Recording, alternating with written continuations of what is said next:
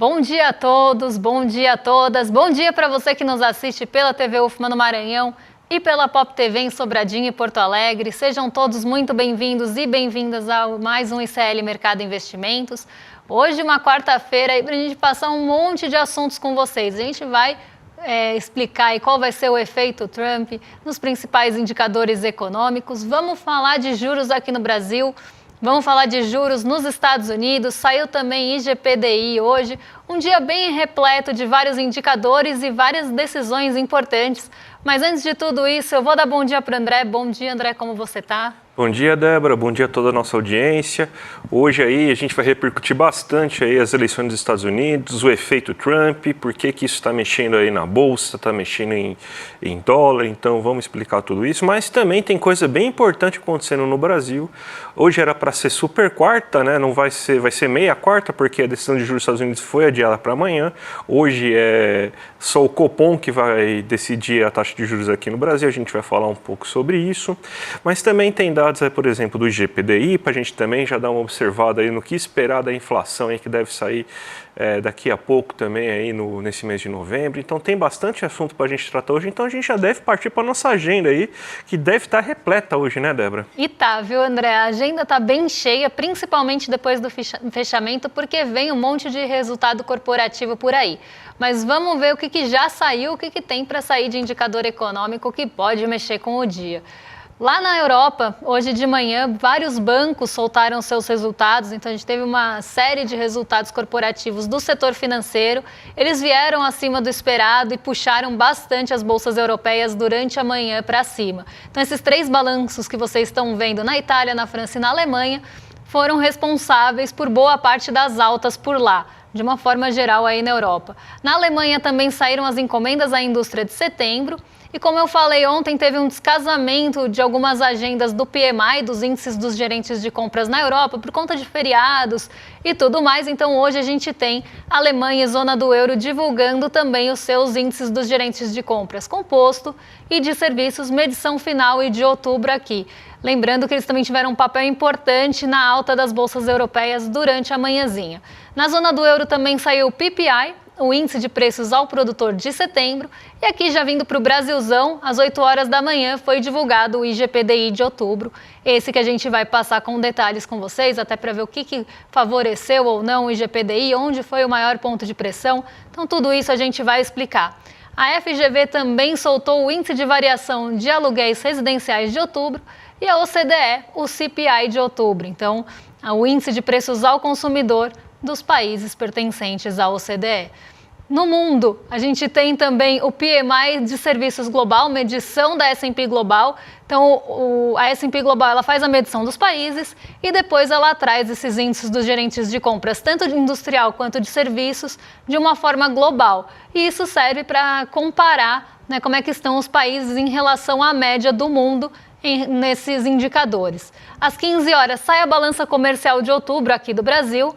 E depois das 6h30, depois do fechamento do mercado também, a gente tem a decisão do Copom.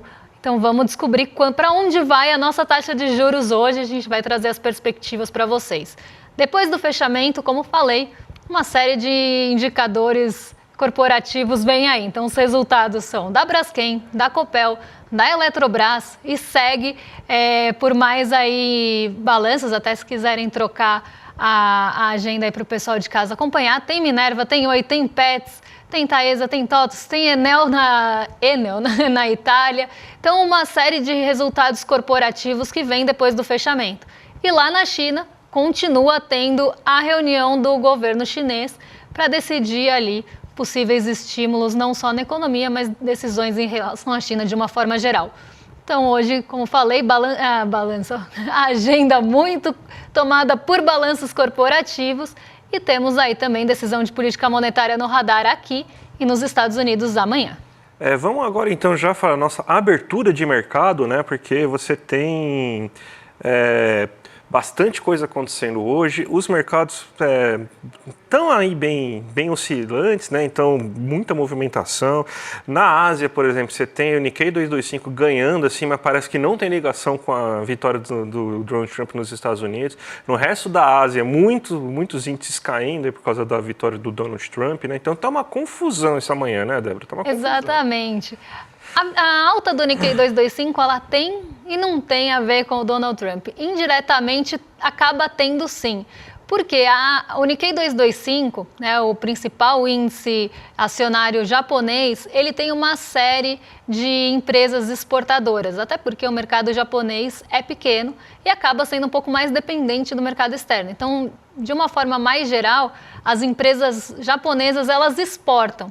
E o que aconteceu durante essa madrugada? Conforme a apuração da eleição dos Estados Unidos ia caminhando, o dólar foi se fortalecendo frente às principais moedas. Tanto que nessa manhã o dólar estava mais forte frente aos pares, frente aos emergentes, só em relação ao peso mexicano durante a manhãzinha. E antes da gente ter até uma noção para onde iria o dólar em relação ao real, o dólar em relação ao peso mexicano estava subindo 2,57%. Então isso já trouxe uma perspectiva do que esperar para a abertura do mercado aqui. Mas lá na Ásia não foi diferente. O dólar se fortaleceu frente às principais moedas. E o que aconteceu com o iene nesse movimento? O iene se desvalorizou. Um dólar mais forte, um iene mais desvalorizado, fez com que as empresas tivessem ali esse benefício.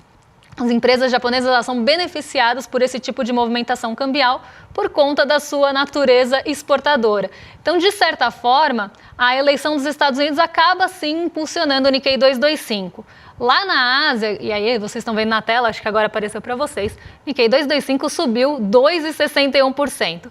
Na Ásia, de uma forma geral, os indicadores, os principais índices acionários não foram numa direção única, não subiram em bloco junto com o Nikkei 225. O Xangai Composto, que deve ser também influenciado por essa eleição nos Estados Unidos, mas em outro patamar, né, em outra esfera, porque o Donald Trump já avisou que vai colocar ali mais barreiras protecionistas, que vai cobrar mais de produtos vindos da China. Então, tudo isso já deu ali um sinal que a China pode sim ser afetada. Inclusive, o governo chinês já falou que se o Donald Trump ganhasse, eles iriam soltar um pacote fiscal mais forte para estimular a economia da China. Então, o Xangai Composto ele ficou praticamente andando de lado, muito perto do 0 a 0. Nem ganhou muito, nem perdeu muito. Mas o Nikkei 225 realmente foi o destaque, e esse destaque veio muito ligado aí com a desvalorização do iene. Mas vamos vir aqui para o Brasilzão, porque tem uma série de coisas importantes para a gente contar também, né? Exatamente. Deve ter hoje Copom, né? Não deve ter, não. Vai ter Copom, né? A decisão vai sair depois das 6h30 da tarde. E tá dado, né? Pelo menos até esse momento. Espero que não tenha surpresa. Não sei se o Campos Neto é capaz de enfiar um 0,75 falando aí de risco Trump aí aos 45 do segundo tempo. Não. Acredito que ele seja louco nesse ponto aí, mas deve subir esse meio ponto percentual. Isso aí tudo aí, você tem então aquela justificativa de a economia brasileira estar crescendo acima do que pode. Já cansamos de falar aqui, eu nem aguento mais falar isso, né? Que tem muitos sinais mostrando aí que isso é uma falácia, que você tem então bastante espaço ainda para crescer sem gerar inflação, que a nossa inflação está vindo majoritariamente de pressões de custo, o setor de serviços mesmo não está empregando tanto assim quanto, por exemplo, o setor industrial, então até o emprego que está sendo formado é um emprego de maior produtividade. Isso aí, teoricamente, impacta negativamente na inflação. Quando eu falo negativamente, gera menos inflação do que outro tipo de criação de emprego. Então, você tem um monte de sinais aí mostrando que a inflação é de oferta, que a inflação é resultado de problemas climáticos, tanto que a gente vai falar hoje de GPDI. Você tem, então, problema o quê? Com minério de ferro, com dólar, com bovinos, com alguns alimentos específicos, com energia elétrica. Então, nada disso aí é porque está buscando mais carne de boi, não está procurando mais energia elétrica. Não, é tudo problemas de custo, tudo que foi gerado por questões climáticas. Mas, mesmo assim, a gente só tem um remédio, parece, né? Então, qualquer coisa aí taca juros para ver se melhora, né? O único remédio que o Brasil utiliza aí quando você tem pressões inflacionárias vindas de tudo quanto é canto, então, é o que o Banco Central vai querer fazer. Não acredito em grandes surpresas, né? Mas sempre é dia aí de quando tem reunião de Copom de criticar essa lógica, essa visão de que sempre se utiliza aí de taxa de câmbio, sempre se utiliza aí de juros para conseguir controlar a inflação. Pelo menos a tendência aqui que depois de você ter esse anúncio de 0,5 pontos percentuais, num dia que o câmbio está tão maluco, está crescendo tanto, você tem então um arrefecimento aí da taxa de câmbio amanhã, com as expectativas mais calmas em relação à eleição dos Estados Unidos, com uma taxa de juros maior aqui no Brasil, que vai fazer com que atraia mais capital estrangeiro. Vai ter decisão aí também amanhã nos Estados Unidos de taxa de juros. Agora não sei como que tá essa medida aí, a Débora vai falar daqui a pouco sobre isso. Então, basicamente, em dia de Copom é isso, né? Dia de a gente já saber o que vai acontecer, mas criticar do mesmo jeito, né? Exatamente. Vai chocar 0 pessoas, tá? Um total de 0 pessoas. Até porque a gente tem até um gráfico aqui para mostrar para vocês. Do mesmo jeito que a gente tem um monitoramento, vamos pensar assim, do CME Group, tem algumas pesquisas que são realizadas com os agentes do mercado financeiro, mostrando o que eles esperam para o Copom, né, para a nossa reunião de política monetária. E 97,3% espera que o corte, olha, eu queria que fosse um corte é lá nos Estados Unidos. Aqui é uma alta de 0,5 ponto percentual na nossa taxa Selic. 0,25 tem uma participação muito pequena, de 2,70, e ninguém acredita que vai ter manutenção aqui no Brasil. Então, a expectativa majoritária é pela alta de 0,5 ponto percentual, isso deve acontecer, mas o que já está sendo desenhado, que o André até deu um spoiler aqui, será que Roberto Campos Neto vai subir a taxa de juros em 0,75? O que está sendo desenhado para a última reunião do Comitê de Política Monetária em dezembro é uma possível alta mais forte da taxa de juros aqui, que seria uma taxa de juros, uma alta de 0,75. Isso levaria o patamar dos juros até para cima do que está sendo esperado no relatório Focus ou em outras medições que tentam mostrar para onde vão os juros. Mas isso já está sendo falado, viu, André? Já apareceu em notícia, já apareceu em entrevista de agente do mercado. O mercado é tão previsível, eu nem sabia e já acertei. Eu sabia que eles iam enfiar um efeito Trump aí para conseguir justificar mais uma alta da Selic, né? Sabia, né? Mas vamos para os Estados Unidos, já que a gente está falando do homem, né, desse cara aí. Vamos para os Estados Unidos aí, porque também tem decisão de juros amanhã e depois de hoje parece que foi pro vinagre, qualquer mudança aí é acima de 0,25, né, Débora? Exatamente. Lá na semana passada, quando a gente olhava o monitoramento do CME Group, principalmente depois do payroll, né, tinha aparecido ali um possível corte de 0,5 ponto percentual. Então, isso acabou aparecendo, ganhou uma proporção por um pequeno espaço de tempo, mas logo sumiu do monitoramento. O monitoramento aqui do CME Group, ele mede as expectativas, né, para os cortes ou para as taxas de juros nos Estados Unidos por meio das negociações dos futuros na Bolsa, que é muito entorada pela CME, então na Bolsa aí de Chicago. Então, ele tem não é uma entrevista, assim como é feita aqui no Brasil, mas tem a medição de como estão essas negociações em Bolsa em relação a cortes ou em relação à taxa de juros finais para determinados momentos. E o que a gente tem aqui? A expectativa majoritária desde o mês passado, então se a gente pega aqui 4 de outubro, é de um corte de 0,25 ponto percentual. A manutenção aparecia com 2,60. Durante o passar do tempo, isso foi mudando. Por um tempo, a manutenção sumiu, como eu falei, principalmente depois do relatório de emprego dos Estados Unidos ter mostrado uma criação de 12 mil vagas. Então, quando isso aconteceu, esse gráfico que vocês estão vendo aqui mudou completamente. Tinha assumido a possibilidade de manutenção de juros nos Estados Unidos, a probabilidade de corte era majoritária e, inclusive, aparecendo uma probabilidade de corte ali de quase 5% de um corte de 0,5 ponto percentual. Isso durou muito pouco, porque se a gente pegar aqui uma semana, 30 de outubro, essa expectativa de corte maior já some e a gente tem uma expectativa majoritária de corte de 0,25 e ela vai mudando de proporção com o corte com a manutenção dos juros. Tá? Então, a gente tem essa mudança.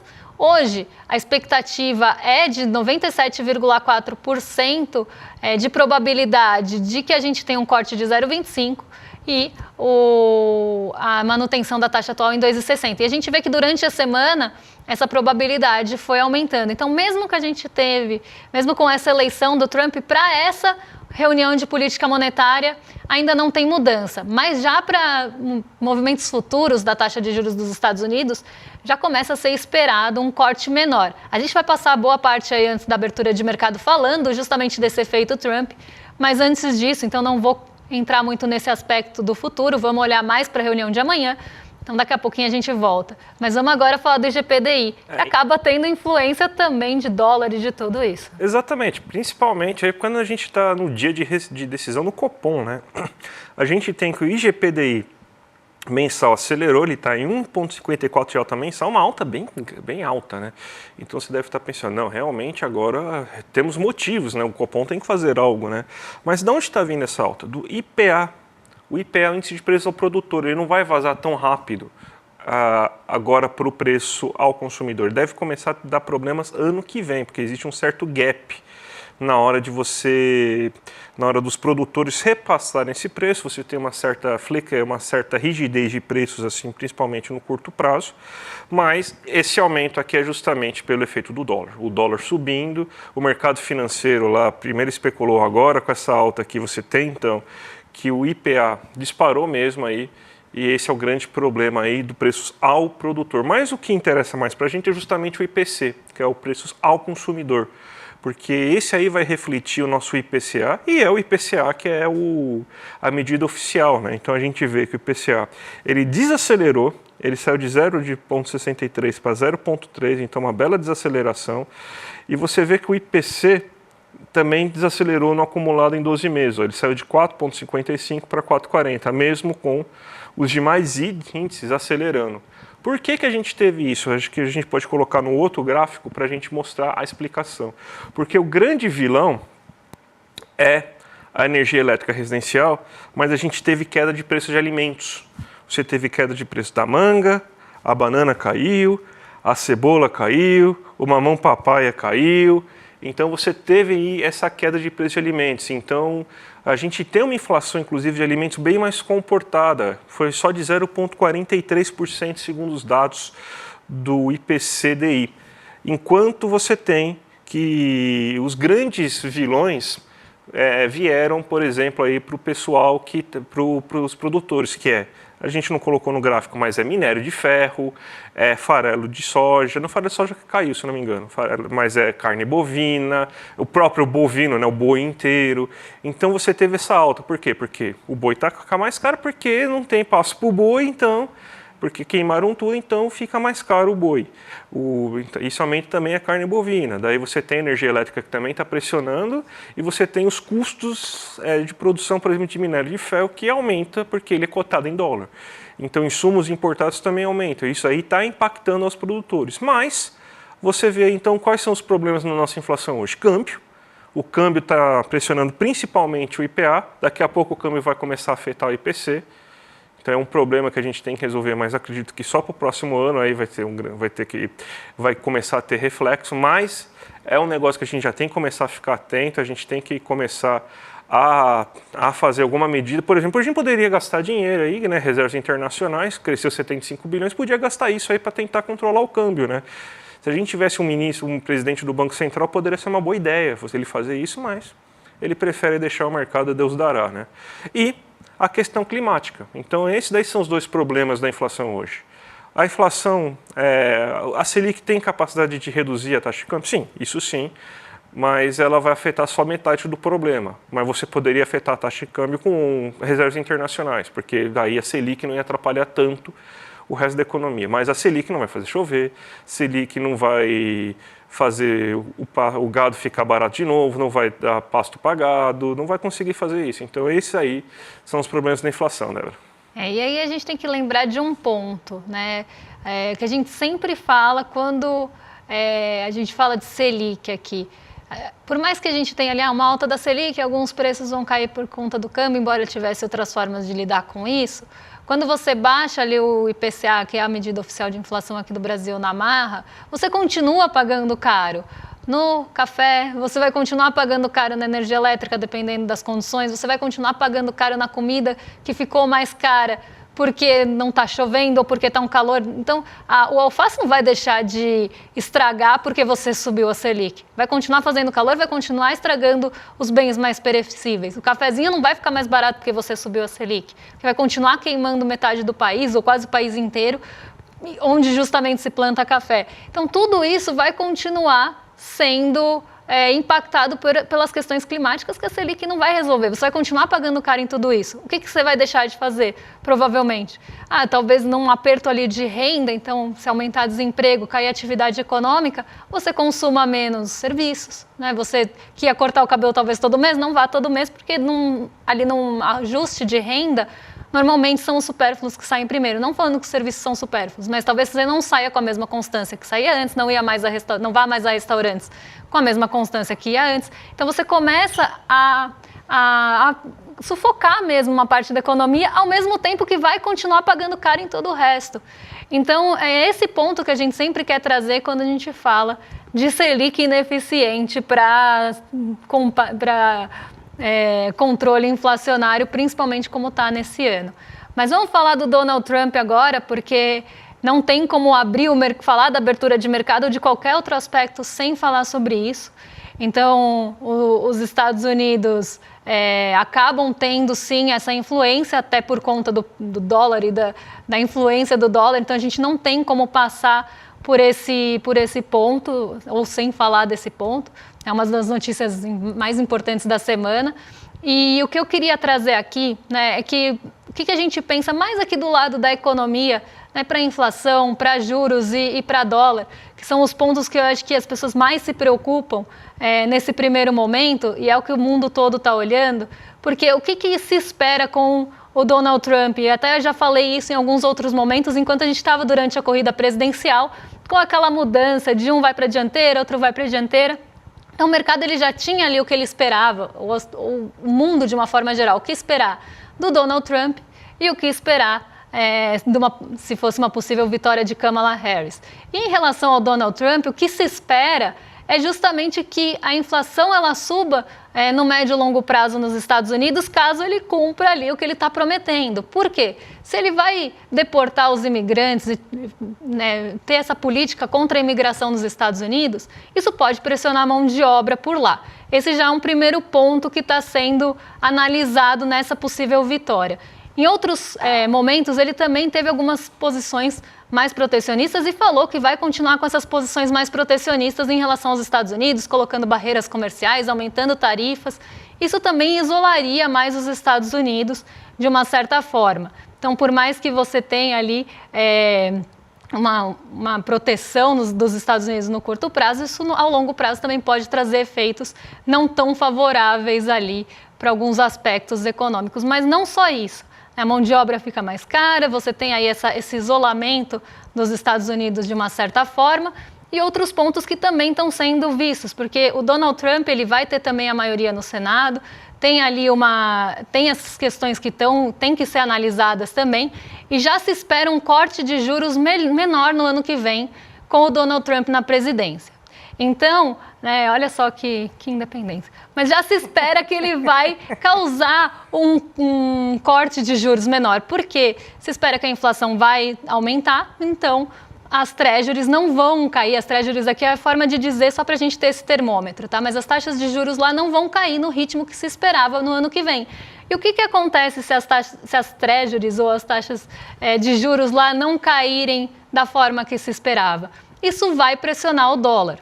De uma forma global, tá? Não só em relação aos emergentes. Os emergentes sofrem mais porque entre colocar o dinheiro num país emergente e numa taxa de juros alta nos Estados Unidos, o mercado vai optar a colocar o dinheiro numa taxa de juros alta nos Estados Unidos, porque os Estados Unidos são o porto seguro dos recursos. É uma dívida emitida em dólar, que está ali emitida soberana em dólar. Então, vão buscar esse refúgio lá, sim, se a taxa de juros for maior. Lembrando que o recurso, ele flui para onde for mais seguro e pagar mais.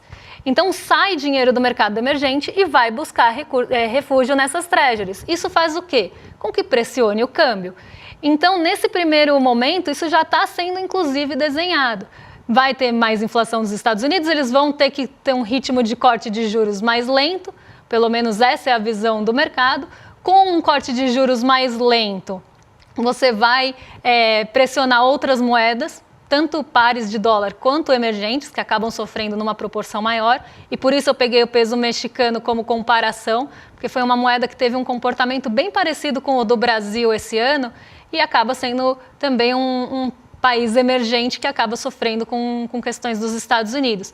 Então, o que se desenha para os Estados Unidos não é uma melhora que está sendo vista aí, né? Até eu estava assistindo o N1 e eu vi que isso foi muito falado, desse desespero que os estadunidenses estão ali em relação à melhora da economia, mas talvez não tenha esse efeito que eles estão esperando.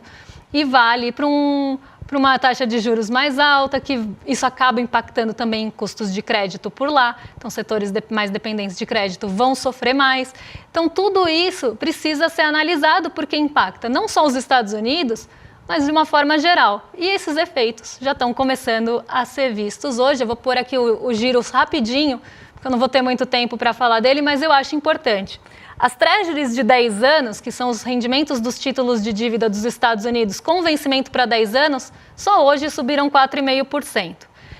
Os futuros de Nova York estavam subindo bastante, ali na casa dos 3%, mas o que eu quero trazer, como a gente não tem a abertura ainda lá, eu quero trazer para vocês é justamente esse movimento dos juros. O que acaba acontecendo com esse movimento dos juros? Acaba pressionando os nossos juros futuros aqui no Brasil também.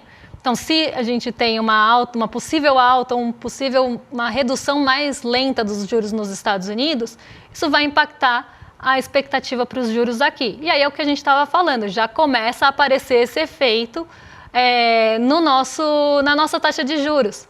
Então, talvez tenha que aumentar o diferencial de juros para atrair recurso para cá. Então, toda essa narrativa também já está construída. Dólar subindo hoje a patamar de 5,78. A expectativa era até de uma alta mais acelerada do dólar, mas hoje tem Copom também, então acaba pesando ali para os dois lados. Tem toda a expectativa pelo anúncio de cortes de gastos aqui no Brasil. O mercado agora está pressionando mais por esse corte de gastos, justamente porque está falando, olha, o dólar vai acelerar, isso pode trazer aí uma alta, né, de taxa de juros também no futuro. Então, vamos pressionar o governo para cortar esses gastos logo. É o que está acontecendo, eu já vi várias notícias em relação a isso. Não contamos com o apoio do petróleo hoje e o dólar se fortalece muito frente aos pares, o que é medido pelo DXY.